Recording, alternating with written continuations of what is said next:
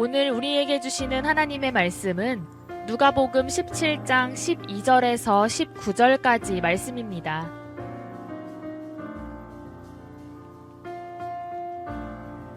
한 마을에 들어가시니 나병 환자 10명이 예수를 만나 멀리 서서 소리를 높여 이르되 예수 선생님이여 우리를 불쌍히 여기소서 하거늘 보시고 이르시되 가서 제사장들에게 너희 몸을 보이라 하셨더니 그들이 가다가 깨끗함을 받은지라. 그 중에 한 사람이 자기가 나은 것을 보고 큰 소리로 하나님께 영광을 돌리며 돌아와 예수의 발 아래에 엎드리어 감사하니 그는 사마리아 사람이라. 예수께서 대답하여 이르시되 10사람이 다 깨끗함을 받지 아니하였느냐? 그 9은 어디 있느냐?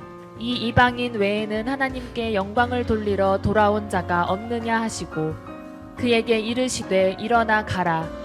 내 믿음이 너를 구원하였느니라 하시더라. 오늘 이 말씀에 많은 은혜 받으시기 바랍니다. 할렐루야. 자, 옆사랑 인사합니다. 주님의 이름으로 사랑을 축복합니다. 다시 인사합니다. 하나님께서 함께 하십니다. 하나님께서 함께 하시는 귀한 은혜와 축복이 넘치길 간절히 축원합니다. 이번 감독 미국 연수가 은혜 가운데 잘 마쳤습니다. 이것을 위해서 우리 장로님들과 성도님들 기도해 주셨는데 은혜 가운데 잘 마치고 돌아왔습니다. 기도하신 여러분에 감사드립니다. 저희들이 첫 번째 가서 했었던 것은 아펜젤러 선교 120주년을 맞이해서 아펜젤러 선교사님의 고향교회에 가서 제막식을 했습니다.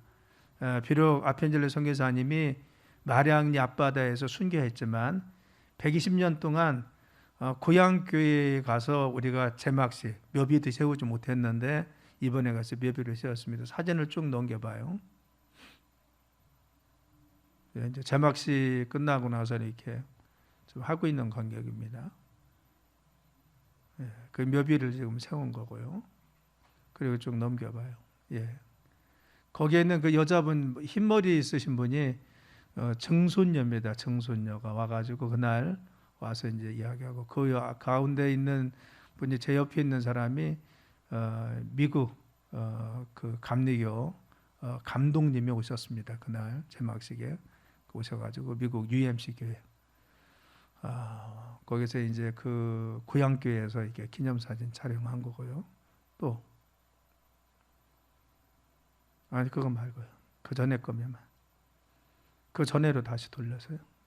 이 정순녀인데 실라 플랫이라고 하는 사람입니다. 와서 간증을 했습니다. 와서 아펜젤러 선교사님이 순교한 지 120년 되었습니다. 그분이 한국 땅에 와서 감리교를 처음에 초석을 놨던 분인데 아펜젤러 선교사님뿐만 아니라 그의 자녀와 자손들이 끊임없이 한국 교회에 영향을 미치고 한국 선교에 영향을 미쳤던 것을 알 수가 있어요.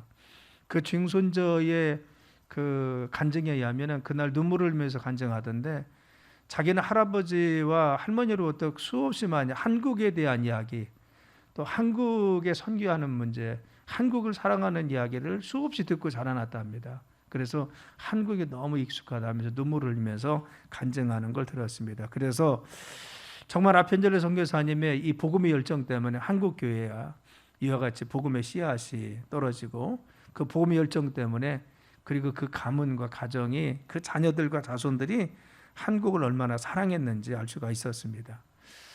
그리고 두 번째 간 곳은 그 토요일 날 저희들이 러블리랜드 교회에 갔습니다. 가우초 목사님이 심무하시던 교회인데 이 교회입니다. 이 교회는 왜 유명하냐?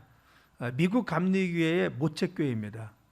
모책교회고 가우초라고 하는 목사님이 당시에 목회를 하면서 그 가우초 목사님이 선교에 대한 대단한 열정이 있었어요. 그래서 실제적으로 아펜젤러 선교사님을 이 교회에서 파송합니다. 파송해서 가우초 목사님 파송해서 아펜젤러 선교사님이 오는 겁니다.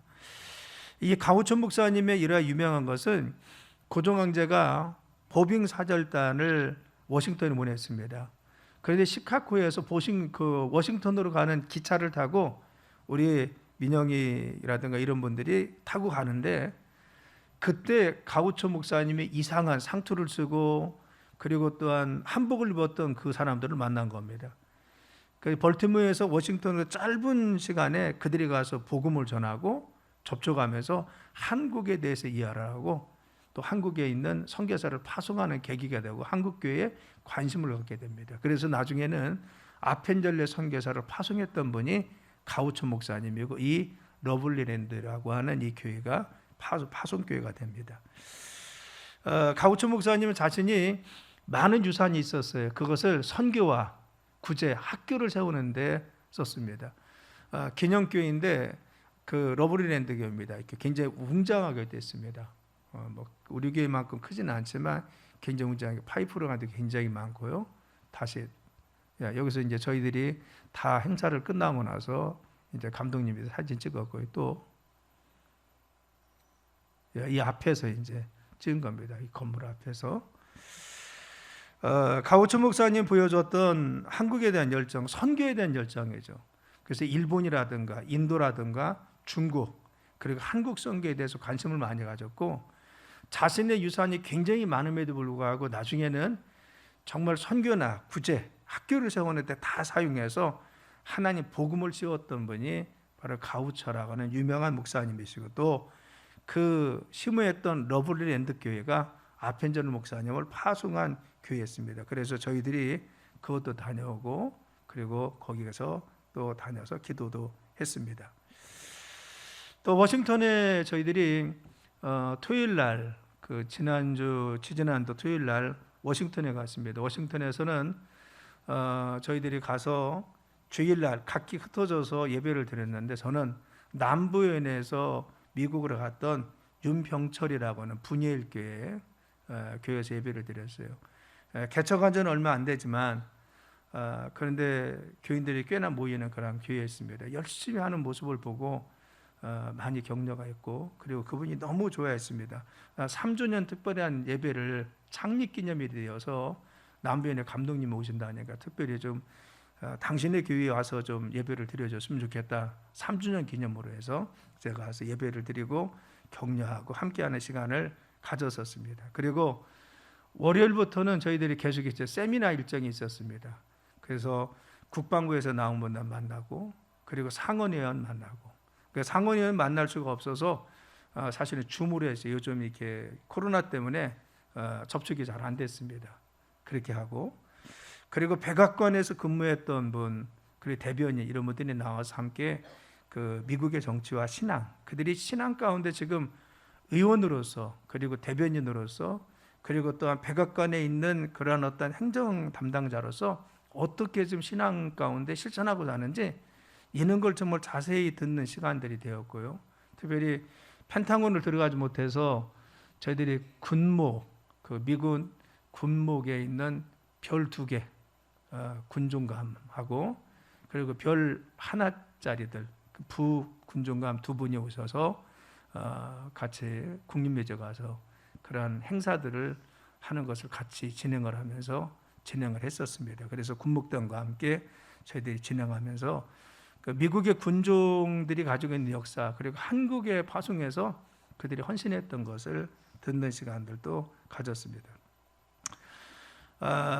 특별히 감동받은 것은 메릴랜드 주지사인 내리 호건의 부인인 유미 호건 여사를 여러분들이 잘 알 겁니다. 우리가 메릴랜드 주지사 내리 호건을 한국인 사위라고 하잖아요. 한국 사위다라고 합니다. 그분은 실제적으로는 지금 그 공화당 소속이지만 그동안 트럼프 정책에 찬동하지 않고 팬데믹이 벌어지자마자 트럼프는 반대했지만 한국에서 진단키트를 50만 개를 가져가서 아주 진단했던 유명한 사람입니다. 그래서 다음에 공화당 대통령 후보로 지금 거론되고 있는 것이 내리 호건입니다. 그런데 유미 호건 여사가 직접 찾아와 가서 저희들에게 신앙 간증을 했어요. 당신이 어떻게 살았는지, 그 신앙 가운데 어떻게 있었는지, 자신이 결혼에 실패하고 다시 내리움을 만났던 과정, 그 신앙의 어려움 속에서 정말 미국에 정착하면서 어려움 속에서도 그래도 믿음 가운데 가정을 세우고 또 남편이 정치인으로서 살아가는데 그 실천의 삶을 살기 위해서 믿음 가운데 살아간 모습을 보면서 저희들이 감동을 많이 받았습니다. 늘 감사하려고 하고 무엇인가 하나님 앞에 믿음으로 도전하려고 하는 그 삶이 하나님께서 기쁘게 사용하시고 그를 쓰시는 것을 알 수가 있었습니다. 특별히 기도해 주신 여러분에 감사드리고 비록 짧은 시간이었지만 많은 것을 느끼고 오는 시간들이었습니다. 감사드립니다. 뉴욕에 엠파이어 스테이트 빌딩이 있습니다. 1929년도에 미국의 경제공황이 왔을 때 세워진 건물입니다. 경제공황의 혼란과 어려움 속에 있을 때 노동시장을 활성화시키고 실업자들의 일자리를 마련해 주기 위해서 지은 빌딩이 엠파이어 스테이트 빌딩이라는 겁니다. 그 층에 102층으로 되어 있는데 이 102층은 무엇을 상징하느냐? 메이플라워를 타고 왔던 청교도인들을 생각하고 그들의 신앙을 기억하면서 102층을 세웠다라고 하는 이야기를 저희들이 들었습니다. 그들은 건물을 지었을 때도 청교도 정신을 이어받고 그 청교도 정신에 의해서 이런 어려움도 그리고 공황도 그리고 지금의 위험도 이겨내자. 이것이 바로 엠파이어 스테이트 빌딩을 지었던 102층이라고 하는 겁니다. 그들은 바로 이 102층을 지으면서 물론 노동시장을 활성화시키는 것이었습니다. 그런데 짧은 기간에 지었던 건물이지만 그러나 102층을 상징한 것은 그들이 청교도인들이 어려움 속에서도 다시 그것을 극복해서 미국을 세웠듯이 지금 경제 대공황에서 하나님 도우심으로 이겨낼 수 있다는 믿음을 그 건물에 상징적으로 신앙적으로 고백한 것이 그 건물이라고 하는 것입니다. 뿐만 아니라 워싱턴에 있는 많은 건물들이 가지고 있는 신앙적 고백들을 볼 수 있는 계기가 있었습니다. 그런데 중요한 탑이라든가 건물들을 보면은 대부분 성구가 그것에 써 있다든가 상징적인 성경의 문구들이라든가 상징성들을 다니고 건물들을 지었던 것을 잘 볼 수가 있습니다. 그런 면면을 보면은 아직도 그들의 신앙과 믿음이 자신의 삶 가운데 배어 있고 믿음의 문화 속에 당신들의 문화 속에 지금도 배어 있다는 것을 우리가 느낄 수가 있었습니다. 그것은 아직도 그들은 청교도 정신을 가지고 하나님이 그날을 지켜주신다고 하는 믿음의 고백을 여전히 하고 있는 사람이 많이 있다는 것입니다. 물론 미국이 가지고 있는 많은 현재의 모순이 있습니다. 미국이 가지고 있는 한계가 있습니다.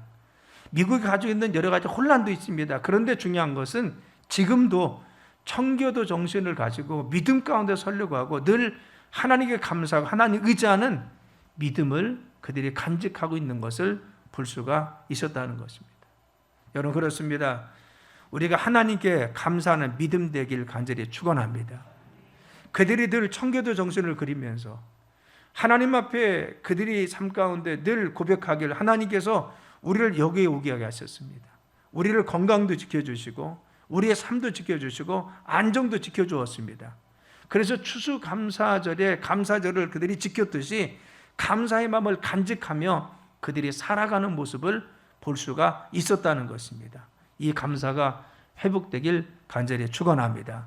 그래서 오늘은 감사를 아는 믿음, 따랐습니다. 감사를 아는 믿음, 우리의 삶에 감사를 아는 믿음 되길 간절히 축원합니다.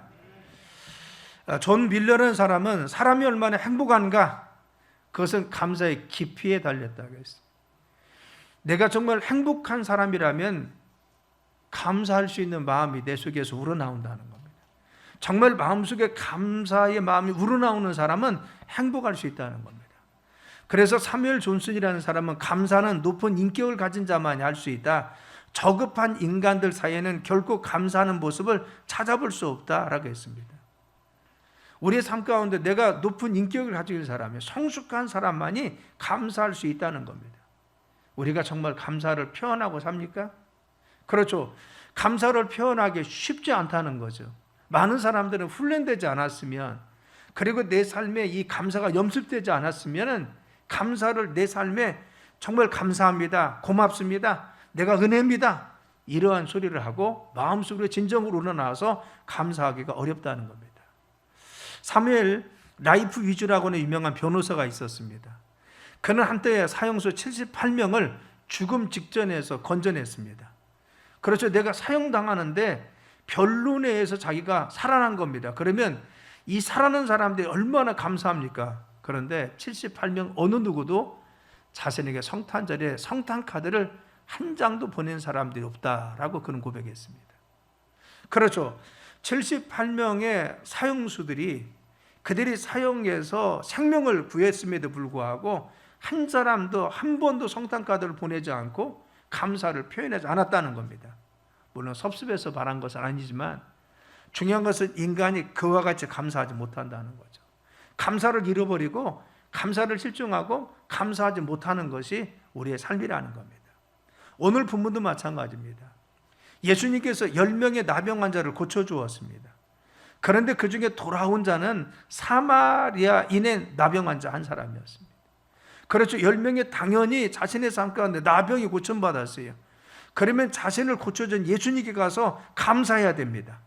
그리고 은혜에 대해서 감사도 표현해야 됩니다. 그런데 사마리아인의 문둥병자 한 사람만이 돌아와서 감사를 표현하고 예수님께 감사 예물을 드리는 것을 알 수가 있는 것입니다.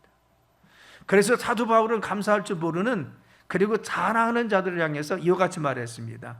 고린도서 4장 7절에 보면 누가 너를 남다리 구별하겠느냐? 내게 있는 것 중에 받지 아니한 것이 무엇이냐? 내가 받았은즉 어찌하여 받지 아니한 것을 자랑하겠느냐?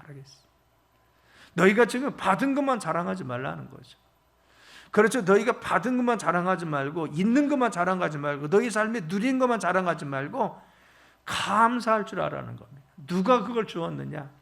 네 삶에 지금 무엇을 누리게 하겠느냐? 어떤 분이 그와 같이 주고 있느냐? 이 감사하는 것이 마땅하기 때문에 자랑만 하지 말고 감사하라고 말씀하여 주는 것입니다.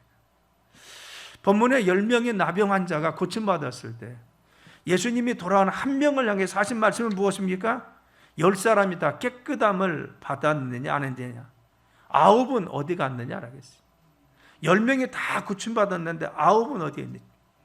이 이방인 외에는 하나님께 영광 돌리러 돌아온 자가 없다는 겁니다. 그래서 당연히 하나님의 은혜로 내가 고침받았습니다. 그러면 하나님께 돌아와서 내가 감사하고 감격해야 됩니다.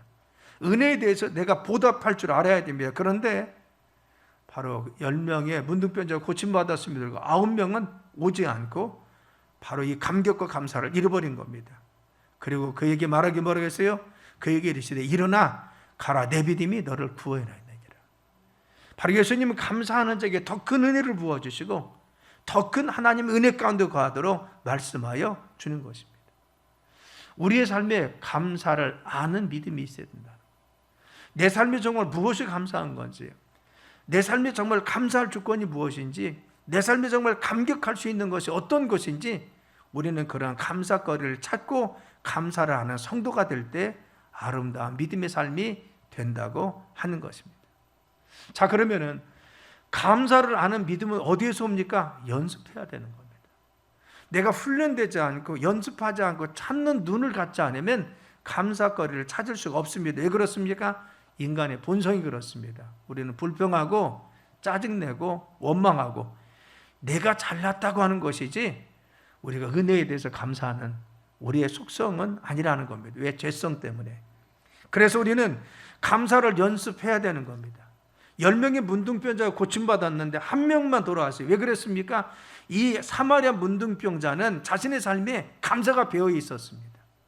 늘 은혜가 있으면, 내가 감격한 것이 있으면, 내가 뭔가 누린 거 있으면 그는 늘 감사할 수가 있었습니다. 그래서 다른 사람들은 다 돌아갔을지라도 은혜를 깨닫고 나서 내가 고침받고 나니까 내 삶에 무엇인가 좋은 일이 있으니까 베푼 분에 대해서 감사하고 감격할 줄 아는 자신의 삶에 배어있는 것이 있었다는 것입니다. 그래서 우리 믿음의 성도는 감사를 연습해야 됩니다. 따라했습니다. 감사를 연습하자. 에디슨이 66세 되었을 때 연구실에 화재가 났습니다. 잿더미가 된 겁니다. 자신이 쌓아놓은 업적과 공적들이 다 사라진 것입니다. 그래서 모두가 다 안타까워했습니다. 그런데 에디슨은 아내에게 이런 말을 했다는 겁니다. 이 잿더미에서도 하나님의 영광을 들을 수 있어요. 나의 모든 실수와 잘못을 깨끗이 불태워버리고 이제 새롭게 시작할 수 있는 기적을 보았습니다. 그래서 하나님께 감사합니다. 우리는 정말 이와 같이 고백할 수 있습니까? 내 삶의 모든 업적도 그리고 쌓아놨던 연구 실적들도 지금까지 누려간 다 숲으로 돌아갔습니다. 이제 다시 시작해야 됩니다. 그런데 그는 뭐라고 고백했어요? 나의 모든 실수와 잘못을 깨끗이 불태워버리고 이제 새롭게 시작할 수 있는 것을 하나님 감사한다는 겁니다. 그렇죠. 나는 새롭게 시작할 수 있는 거에 대해서 지금 아무것도 없는 상태에서 또 다시 무에서 시작해야 됩니다. 그런데 새롭게 시작할 수 있는 감사다. 이것은 무엇입니까? 자신의 삶에 늘 에디슨은 감사가 배어 있었다는 겁니다. 우리는 어려워지면 불평할 수 있습니다. 힘들어지면 원망합니다. 그리고 힘들면 짜증이 납니다. 그런데 바로 에디슨은 자신의 삶 가운데 감사가 배어 있었습니다. 짜증내고 그리고 고통 속에서 힘들어야 되는데 그때 오히려 하나님께 감사한 겁니다. 하나님께 감사하다고 표현한 것입니다. 이것이 믿음의 사람입니다. 그렇죠. 사마리아의 문둥병자나 에디슨이나 한결같이 그들의 삶 가운데 바로 자신의 삶에 우러나오는 것, 감사가 배어 있었다는 겁니다. 순간순간 감사거리를 찾아내고 감사가 자신의 삶에 정말 자연스럽게 나오고 감사가 자신한테 배워서 나온 것을 알 수가 있습니다. 이건 왜 그래요? 늘 감사의 삶을 살았기 때문에 감사를 표현할 줄 알았기 때문에 이와 같이 자신의 삶에 감사를 찾아낼 수 있는 겁니다. 플라톤은 4가지를 감사했다고. 첫째는 개나 소나 당나귀로 태어나지 않고 인격과 이성을 갖춘 존재, 사람으로 태어난 것이 감사하다는 것. 우리 그렇게 감사했습니까? 우리는 그냥 당연한 것 같이 생각했죠. 자, 두 번째는 철학, 정치, 예술, 학문이 살아 숨쉬는 문명 국가인 그리스에 태어난 것이 감사했다는 것. 우리가 그렇죠. 우리가 조선시대에 태어나지 않고 지금 태어난 것이 감사한 거고, 어르신들한테 죄송하지만 그렇죠. 여기에 조금 더 지나서 태어난 분들은 우리가 그때 외정시대에 태어나지 않은 거, 6.25 때 태어나지, 여기 6.25 때 태어나신 분이 계시잖아요. 그것도 감사한 거죠. 그 시기를 지나서. 세 번째는 소크라테스와 같이 훌륭한 스승을 만난 것이 감사하다. 내가 좋은 사람 만난 것이 감사하다. 네 번째, 요즘 이렇게 하면 돌맞지만 남자로 태어난 것이 감사하다. 왜 그러냐? 그 당시에 남자로 태어난 것이 감사하다는 것은 당시만 해도 여성에게는 참정권이 주어지지 않았습니다. 그러니까 참정권이 주어지지 않았기 때문에 봉건적 사회였기 때문에 내가 정말 남자로 태어난 것이 감사하다. 자신의 출생에 대해서 감사할 수 있었습니다. 그것은 무엇입니까? 플라톤은 적어도 자신의 삶 가운데 감사할 수 있는 것이 무엇이냐? 뭔가 기억하고 생각하려고 노리겠다는 겁니다. 여러분, 우리가 정말 감사하는 것을 생각하고 노력해 봤습니까? 제가 결혼 예비학기를 하면서 결혼할 당사자를 놓고 전에 교육할 때 묻습니다. 왜 결혼해? 장점이 뭐야? 상대방? 5가지도 이야기 못하는 사람이 많이 있어요. 즉석에서 10가지 써보라면요, 못 쓰는 사람 많이 있습니다. 물론 쑥스러워서 못하는지, 물론 장점이 많은데 그렇게 표현하기에 쑥스러운지 모르겠지만 쉽게 하들 못해요. 또 고민도 많이 합니다. 그 숙제를 냅니다. 30가지 써오라고. 10가지도 못하는데 30가지 써오라면요, 아주 쥐나는 분들 많이 있어요. 그래도 왜 하냐? 쓰다 보면 상대방의 장점이 보고 좋은 것이 보입니다. 처음에는 내가 왜 좋은지 몰랐어. 그런데 찾다 보니까 이런 것이 좋아요. 이런 면이 좋습니다. 서로 그래서 그걸 찾다 보니까 30가지를 쓰다 보니까 그 사람이 더 좋아지더라는 겁니다. 우리는 무엇인가 감사할 수 있는 좋고 내가 찾아보면 많이 있어요. 생각해보면 감사할 수 있는 것이 많이 있습니다. 그런데 그냥 우리는 스쳐 지나갑니다. 나에게 은혜가 있고 감격이 있고 우리의 삶에 하나님이 주시는 것들이 많이 있음에도 불구하고 우리는 그것을 감사로 여기는 것이 아니라, 감격하는 것이 아니라 흘려보냅니다. 종은 쳐서 소리가 나야 종인 겁니다. 하나님이 나에게 은혜도 주시고 그리고 축복도 주셨습니다. 그런데 중요한 것은 우리가 감사로 여기지 못하면 내 삶에 하나님 복과 축복으로 다가오지 못하는 겁니다. 아무리 좋은 환경을 주시고 아무리 좋은 내 주변에 사람도 붙여주시고 아무리 좋은 축복을 나에게 주었을지라도 늘 나는 거기에 대해서 불평만 하고 그리고 불만만 가지고 있으면 여러분 아무도 행복할 수가 없는 것이죠. 그러나 내 삶에 주어진 만남에 대해서, 하나님 주신 거에 대해서, 내 삶에 이루고 있는 가정에 대해서 우리가 정말 감사하고 감격할 수 있는 사람들은 자신의 가정을 볼 때마다 행복해집니다. 내 아내를 볼 때마다 기쁜 겁니다. 내 자녀를 볼 때마다 행복하고 기쁜 것입니다. 여러분, 우리의 삶에 감사라고 하는 것은 이 감사를 아는 사람만이, 감사를 하는 사람만이 진정한 하나님 축복과 행복을 누릴 수가 있는 것입니다. 선교사 헨리 프루스트는 자신이 경험한 감사의 축복을 이렇게 전하고 있어요. 내가 중국에 있을 때 본국에서 불길한 슬픈 소식을 들었습니다. 그래서 불길한 소식을 들었어요. 내 영혼의 큰 그림자 가운데 깊이 묻혔습니다. 나는 기도를 드렸으나 어두운 그림자는 내 영혼을 떠나지 않았습니다. 나는 참고 견디자 했으나 영적인 침체는 더욱더 깊음한 것 같습니다. 어떤 상황인지 이해가 되죠? 내가 선교사로 나와 있는 본국에서 들었어요. 그런데 이것이 자꾸 지워지지 않는 겁니다. 기도를 해도 뭔가 열심히 노력해도 지워지지 않았다는 겁니다. 그런데 선교 본부에 들리게 되었는데 그 선교 본부의 벽에 감사를 드려 보이라 라는 글을 읽게 되었다는 겁니다. 감사를 드려 보이라. 이게 뭐예요? 감사거리를 찾아서 하나님께 드리라는 겁니다. 너희가 감사거리를 찾아서 하나님 고백하라는 겁니다. 너희 삶에 감사를 뽑아내라는 것이죠. 그냥 스쳐 지나가는 것에 대해서 하나님의 은혜가 무엇인지, 내가 감사할 수 있는 조건이 무엇인지 찾아보라는 겁니다. 그런데 이 글을 보고 나서 내 마음속에 그동안 오랫동안 감싸고 있던 어두운 그림자가 감사를 찾기 시작하면서 없어졌다는 겁니다. 이상한 것은요, 전에는 어둠이 내 속에서 밀려와서 어둠이 지워지지 않았는데, 그렇죠, 중요한 것은 감사를 찾아 보이라 라는 글을 보고 나서 내가 감사기를 찾기 시작하니까, 내가 하나님께 감사의 조건들을 떠올리고 그걸 기억하고 나니까 어둠이 사라져서 내 마음의 기쁨과 소망이 넘치더라는 겁니다. 그때 자기는 시편 92편 1절을 하나님 고백했다는 겁니다. 지존자여, 시편과 비파와 수금으로 여호와께 감사하며 주의 이름을 찬양하고 아침마다 주의 인자하심을 알리며 밤마다 주의 성실함을 베풀미 좋습니다. 우리의 삶에 어둠 속에서도 늘 다날이 하나님께서 은혜 주심에 대해서, 내 삶에 하나님 함께 하심에 대해서 늘 나는 감격하고 주의 성실함과 그 은혜를 내가 감격하여 하나님께 정말 영광 돌렸다는 겁니다. 우리는 우리의 삶에 감사가 몸에 배어있게 만들어야 됩니다. 그것은 뭐예요? 바로 연습하는 것이죠. 그러지 내 삶의 감사가 내 습관과 같이, 내 삶의 용수철이 튀어오른과 같이 내 삶에 어떤 것이 있을지 늘 감사를 뽑아내고 감사를 할 수 있고 표현할 수 있도록 우리는 감사를 연습하는 것이죠. 어떤 사람은 49번만 반복하면 습관이 된다고요. 어떤 사람은 60번만 하면 된다고 했어요. 60일 반복해라, 49일 반복해라 이야기합니다. 그것은 내 삶에 감사하는 삶이 습관에 배이도록 늘 감사를 찾아내고 감사의 조건을 내가 발견하려고 하고 내가 감사할 수 있는 하나님 앞에 조건이 무엇인지 늘 찾는 사람만이 감사의 삶을 살아갈 수 있다는 것입니다.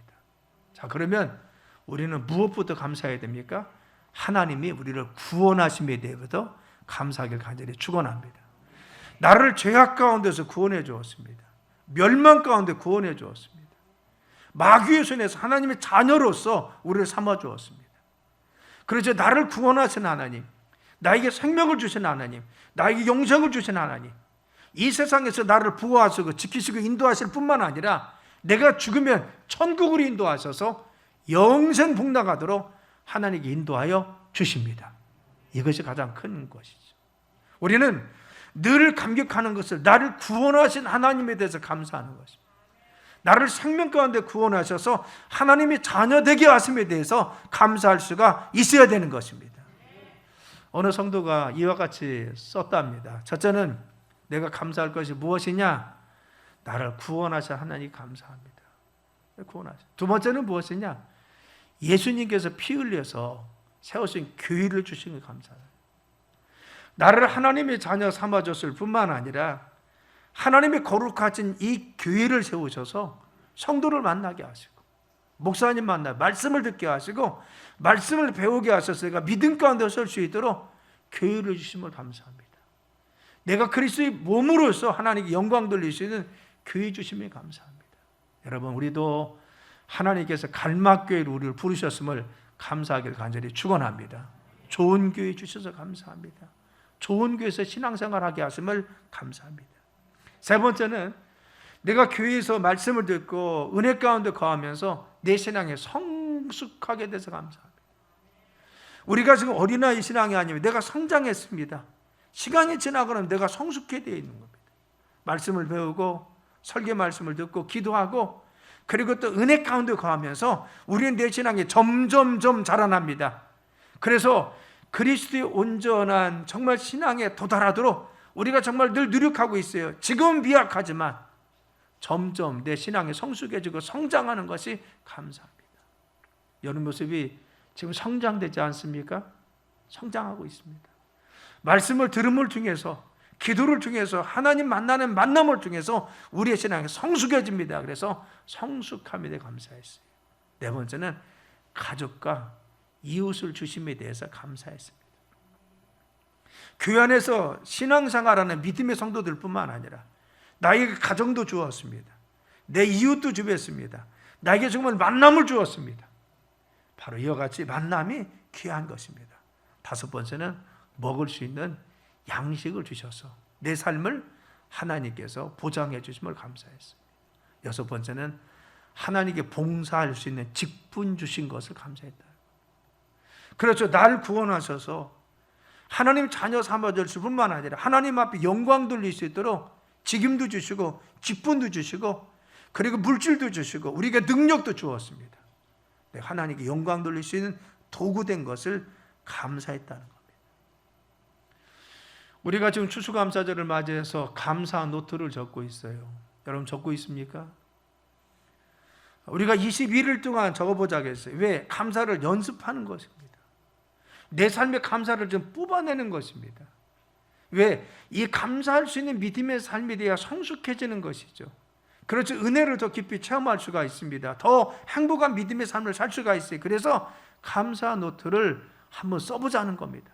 단일 기도회도 하고 성탄절 전까지 감사 노트를 적어보는 겁니다. 지금까지 적지 않은 분이 있습니까? 앞으로 일주일 남았습니다. 적어보는 겁니다.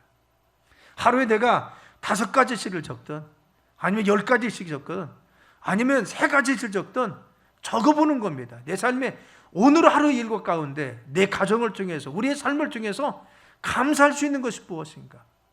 하나님 앞에 고백해야 하는 겁니다. 여러분, 이와 같이 감사하는 사람은요 하나님의 신실하심을 인정할 줄 믿습니다. 하나님께서 내 삶에 이와 같이 지켜주시고 인도해 주셔서 내 삶에 감사할 수 있는 조건이 있습니다. 어려움 속에서도 하나님께 감사하는 조건이 떠오르는 것입니다.